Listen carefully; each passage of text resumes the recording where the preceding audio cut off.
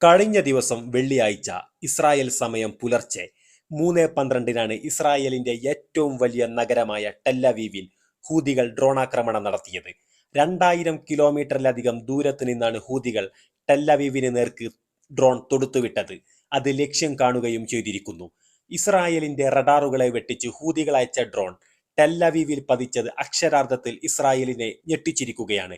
Drone ആക്രമണത്തിൽ കൊല്ലപ്പെട്ടത് ബെലറൂസിൽ നിന്ന് ഈ അടുത്തായി ഇസ്രായേലിലേക്ക് കുടിയേറിയ 50-കാരനാണ്.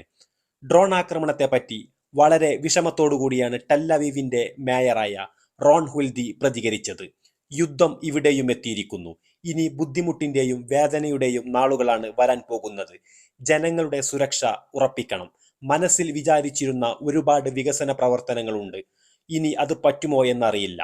ഈ പറയുന്ന വ്യക്തി ഗസയെ ആക്രമിക്കുന്നതിന് വേണ്ടി ഇസ്രായേൽ സൈനികരെ അനുഗ്രഹിച്ച് വിട്ട യുദ്ധ കുറ്റവാളിയാണ് എന്നതാണ് ഏറ്റവും വലിയ രസകരമായ വസ്തുത.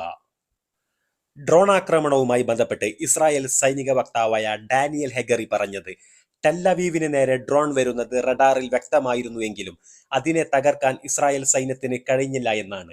മനുഷ്യ സഹജമായ വീഴ്ചകൾ കാരണമാണ് ഡ്രോണിനെ തകർക്കാൻ കഴിയാതിരുന്നത്. ഇതുമായി ബന്ധപ്പെട്ട വിശദ വിവരങ്ങൾ സുരക്ഷാ കാരണങ്ങളാൽ പുറത്തുവിടാൻ പറ്റില്ല എന്നാണ് ഇസ്രായേലിന്റെ സൈനിക വക്താവ് പ്രതികരിച്ചത്. ടെല്ലവീവിലുള്ള അമേരിക്കൻ എംബസിയുടെ ബ്രാഞ്ച് ഓഫീസിന് സമീപം 150 മീറ്റർ മാറിയാണ് ഡ്രോൺ പതിച്ചത്.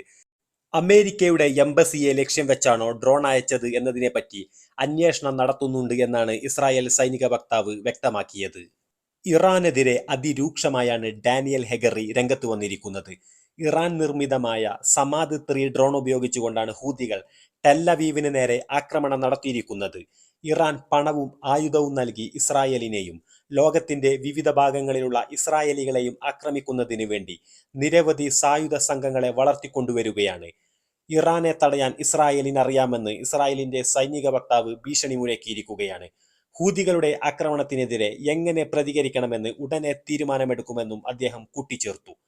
8 മാസത്തോളമായി ഇസ്രായേൽ ഹൂതികൾക്കെതിരെ ഈ വർത്തമാനം പറഞ്ഞുകൊണ്ടിരിക്കുകയാണ്. പക്ഷേ ഇതുവരെ ഹൂതികൾക്കെതിരെ ഒരു ചെറുവിരൽ അനക്കാൻ പോലും ഇസ്രായേൽ ഇതുവരെ ധൈര്യപ്പെട്ടിട്ടില്ല എന്നതാണ് യാഥാർത്ഥ്യം.